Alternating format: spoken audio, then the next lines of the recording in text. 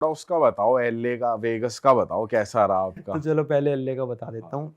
LA में था भाई, जैसे मान लो आपका ये स्टूडियो है, ठीक है, मान लो आपका स्टूडियो बिल्कुल प्राइम लोकेशन पे डाउनटाउन में है, बिल्कुल एलए में, और 5-6 लाख रुपए रेंट दे रहे हो इसका महीने का, ठीक है, और नीचे रह रहे हैं टेंट में लोग, जो फुटपाथ है ना उसमें लाइन से टेंट लगे हुए हैं, उसी में बंदा रहता है, उसी में उसकी टॉयलेट करता है, वो उसी में मूतता है, उसी में ड्रग्स लेता है, उसी में ड्रग डीलिंग करता है, उसी में सोता है। और आप सोचो डाउनटाउन में रह रहे हो, मैंने इस चीज़ पे वीडियो बनाई है, पूरे लाइन से टेंट लगे हुए हैं पूरे के पूरे एलए में। देखो सोचो, एलए हॉलीवुड कहते हैं भाई, हाँ और ये चल रहा है वहाँ डाउनटाउन में। देखो साइड में हो एरिया समझ में आता है, पर डाउनटाउन में कैसे। तो अब वेगस का बताऊं। हाँ वेगस का बताओ भाई, थोड़ा उसका वो बताओ। आप वेगस कहते के कसीनो कसीनो। पसंद है आपको खेलना। हाँ कसिनो में तो ये है यार, थोड़ा लिमिट में खेलो तो सही है, वरना वहाँ पे बर्बाद होते। तो मेरे सामने सामने लोग, मतलब वेगस में जाते हो ना तो ऐसा लगता है बहुत छोटे हो, आपकी कोई औकात नहीं है वेगस के सामने, ऐसा लगता है। मैं पहली बार लैंड हुआ 3 दिन तक तो मैं इसी भुलावे में था भाई कि ना मैं तो यार कुछ भी नहीं हूँ इस दुनिया में, मैं तो बच्चा हूँ, और यार यहाँ पे लोग $1000 ऐसे ही लगा रहे हैं। मेरे को बड़ा डिप्रेसिंग फील हुआ था जब मैं लैंड हुआ।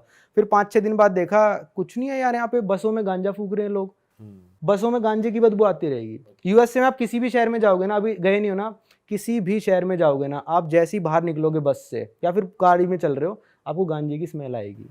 वैसे गांजा लीगल है पीना, लेकिन घरों में। हाँ घरों के अंदर आप पी सकते हो भाई, पब्लिकली पब्लिकली आप दारू भी नहीं पी सकते अमेरिका में। यूरोप में कहते हैं कि आप बियर वियर पीते हुए चल सकते हो, यूएस में इलीगल है वो, गाड़ी में भी नहीं पी सकते आप।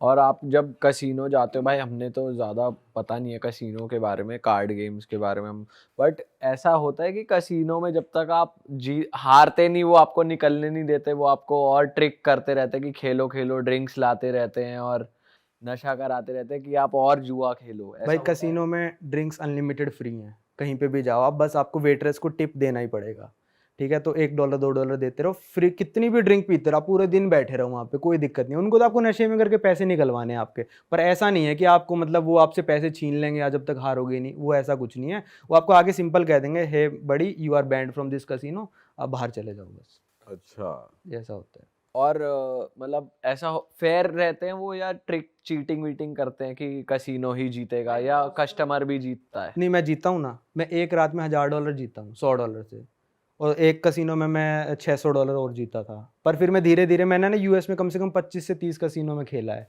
तो फिर धीरे धीरे इक्वल हो गया वो। No profit no loss. यही सुना है मैंने हर इंडियन के मुंह से, यार मैं इक्वल करके तो निकल जाता हूँ। और थोड़ा नीचे होगा तब तक बैठे रहते तब तक बैठ रहता हूँ। और वहाँ की पार्टी का बताओ यार, काफी सुना है कि एलए की पार्टी बहुत बढ़िया होती है, अगर आपने कोई अटेंड करी है तो। एलए की पार्टी मैंने अटेंड नहीं करी, मैंने हेलोवीन में पार्टी करी थी वहाँ पे यूएस में।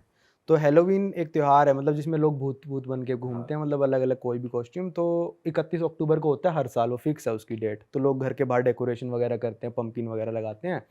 तो मैं उस दिन वो बन के गया था जैक स्पैरो, वो जो पायरेट्स ऑफ द कैरिबियन का है। तो उस दिन भाई बढ़िया पार्टी थी, सब लोग अपने मतलब ना, सब अपनी कॉस्ट्यूम पहन के आ रहे हैं। जो लड़कियां आ रही है वो कोई पुलिस ऑफिसर बन के आ रही है, कोई नर्स बन के आ रही है, मतलब ऐसे छोटे छोटे कपड़ों में आ रही है।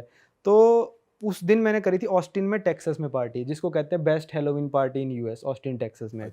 तो वहाँ पे पार्टी बड़ी गजब थी, और सब लोग बहुत ही फ्रेंडली हैं भाई। जैसे इंडिया में ना यार, जो अनजान है उससे आप इतनी लंबी बात नहीं करोगे, वहाँ पे यूएस में एक दिन मेरे साथ एक बंदा बैठा था बस में, वो मेरे से कहता ये कौन सा फ़ोन है, मैंने कहा iPhone 12 है। कहता यार मेरे पास iPhone 11 है, मैं सोच रहा हूँ नया ले लूँ, कितने का लिया तूने, क्या EMI मिल जाएगी।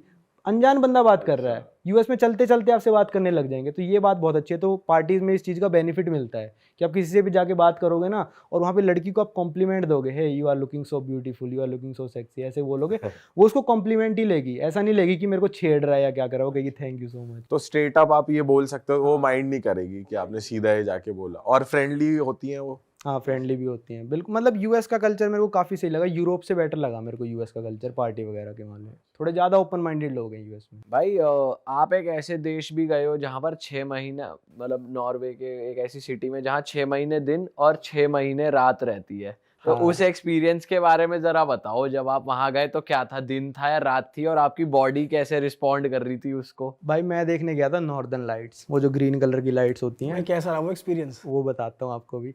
तो नॉर्दर्न लाइट देखने गया मैं, गया वो दिखती है नॉर्थ में, सबसे जितना ज़्यादा नॉर्थ जाते जाओगे उतनी ज़्यादा प्रोबेबिलिटी आपकी दिखने की। तो मैं चला गया सबसे northern most settlement in the world, जैसे अपना जो दिल्ली होगा 13 डिग्री नॉर्थ या 20 डिग्री नॉर्थ पे कुछ ऐसा है, मतलब जो इक्वेटर से, तो वो था 78 डिग्रीज नॉर्थ, मतलब बिल्कुल पोल पे पहुंच गया था मैं। तो वहाँ पे जब मैं गया था शायद जनवरी में, और जनवरी में होता है 24 घंटे पिच ब्लैक अंधेरा। मतलब पिच ब्लैक का मतलब आप सोच लो कि जैसे 5 बजे थोड़ा सा दिन हो जाता है ना, वैसा भी नहीं, बिल्कुल ब्लैक, पिच ब्लैक। तो मैं जब लैंड हुआ सुबह 11 बजे, रात हो रही है, तो मैं अपने हॉस्टल पहुंचा 12 बजे के करीब, फिर मैं थोड़ा सो गया, उठा, फिर रात हो रही है, 3 बजे मैं गया रेस्टोरेंट पे खाना खाने।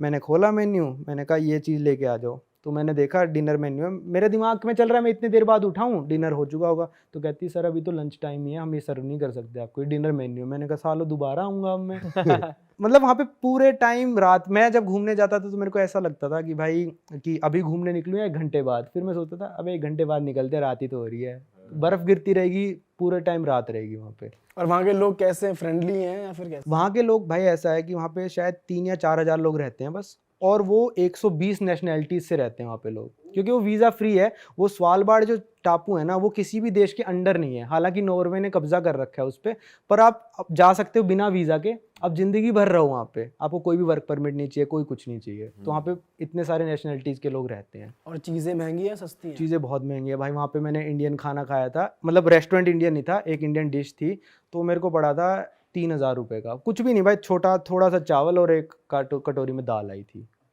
3000 रुपये पड़े थे। और वहाँ पे इंडियन लोग बसे हुए हैं कुछ या फिर? नहीं, मेरे हिसाब से बहुत कम होंगे, मेरे को कोई नहीं मिला। मतलब वहाँ का कोई लोकल ऐसा नहीं है वहाँ पे? नहीं, सब बाहर लोकल से सब बाहर से आ रखे हैं वहाँ पे। और वहाँ पे मतलब अभी नहीं, ये तो महीना गलत हो गया, जून जुलाई में जाओगे तो 24 घंटे दिन, रात ही नहीं होती वहाँ पे। भाई यार बॉडी भी कैसे रिस्पॉन्ड करेगी यार, सो रहे हैं रात को 12 बजे और हो रहा है दिन, तो लगे ही ना, ये रियलाइज रशिया ही ना। वगैरह में भी होता है, पर रशिया में ऐसा होता है कि रात 3 बजे तक दिन रहेगा या रात 3 बजे तक रात रहेगी, मतलब जितना नॉर्थ में जाते जाओगे उतना। वहाँ पे 24-24 घंटे का चलता है। ये अलग ही सिस्टम है यार भाई सही में। और आप एक ऐसे देश में भी गए हो जहाँ पे अभी 1990 में लोग रह रहे हैं, ना इंटरनेट है ना कुछ है, उस देश के बारे में बताओ। 1990 में रह रहे हैं भाई उस देश में लोग। मैं गया, क्या नाम है उस कंट्री का? एरिट्रिया है, अफ्रीका में, इथोपिया के ऊपर एक देश है एरिट्रिया। 1990 में जी रहे हैं वहाँ पे लोग। वहाँ पे भाई आपका सिम कार्ड बैन है, ठीक है। वहाँ पे आप सिम कार्ड ले सकते हो, उसमें मोबाइल डाटा नहीं चलेगा, आप इंटरनेशनल कॉल नहीं कर सकते। अब मैं मान लो अपने एयरटेल में या जियो में अपना डाटा डलवा के चला गया, वो नहीं चलेगा, मैं इंटरनेशनल कॉलिंग नहीं कर सकता उस देश से। मैं जैसे ही लैंड हुआ, मेरा फ़ोन तो डब्बा बन गया, सिग्नल आने बंद। वहाँ पे वाईफाई बैन है। फोन कैसे हैं वो, नोकिया वाले यूज करते हैं वहां लोग या फिर नहीं, Apple टच स्क्रीन है, एप्पल वगैरह तो नहीं देखा मैंने। तो वहाँ पे जैसे ही मैं उतरा, फ़ोन अपना बंद हो गया, वाईफाई है नहीं होटल में, वाईफाई बैन है।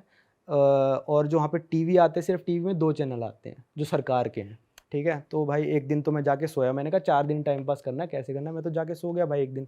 अगले दिन उठा, मैंने कहा यार, अब मैंने सुना था कि यहाँ पे साइबर कैफ़े हैं, जैसे इंडिया में साइबर कैफ़े होते थे, तो मैंने कहा साइबर कैफ़े ढूंढते हैं। साइबर कैफ़े ढूंढा मैंने कहा भाई मेरे को 1 घंटे का नेट चलाना है, तो वो वाईफाई का पासवर्ड दे देंगे, उनके पास वाईफाई है, वाईफाई का पासवर्ड दे देंगे। मैंने वाईफाई ऑन किया, चलाना शुरू किया। मैंने कहा मैसेज आ रहे हैं मेरे व्हाट्सएप पे, मैं भेज रहा हूँ ना, एक मैसेज 5 मिनट में सेंड होता है भाई। मतलब वहाँ पे स्पीड है 5 KB पर सेकेंड, 10 KB पर सेकेंड, 15 KB। तो आप जहाँ वहाँ पे होटल वगैरह में रह रहे थे वहां भी वाईफाई नहीं था, सिर्फ साइबर कैफे? सिर्फ साइबर कैफे लाइसेंस वाले, क्योंकि वो सब ट्रैक करते हैं ना मैं क्या चला रहा हूँ, क्योंकि वहाँ डिक्टेटरशिप है। अच्छा।